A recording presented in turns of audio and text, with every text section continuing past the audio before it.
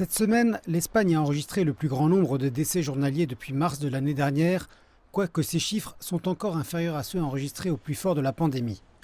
Le nouveau variant Omicron, comme dans une grande partie de l'Europe, déchire la population et cette souche hautement transmissible accroît la pression sur les prestataires de soins de santé.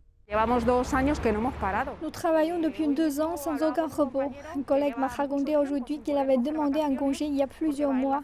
Lorsqu'on lui a finalement accordé la permission de prendre quelques jours de congé, il a été immédiatement rappelé au travail parce que beaucoup de ses collègues ont été infectés et ne peuvent pas aller travailler.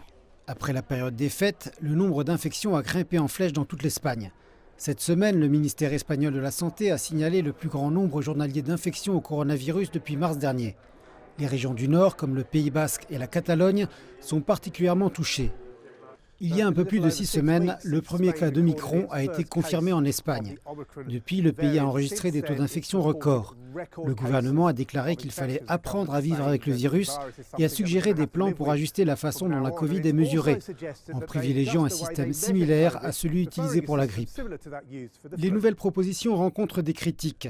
L'Organisation mondiale de la santé a ainsi déclaré qu'il était trop tôt pour procéder au reclassement d'une maladie pandémique à une maladie endémique telle que la grippe. Ceux qui soutiennent le plan de Pedro Sánchez estiment que le potentiel de maladies graves avec ce nouveau variant a été réduit, en grande partie grâce au succès de la campagne de vaccination. Il demeure toutefois des exceptions. Sans aucun doute, les vaccinations ont beaucoup aidé. Nous avons beaucoup de personnes âgées ici. Même si Omicron est moins agressif, il peut produire une déstabilisation des autres maladies, ce qui peut déboucher sur des maladies graves.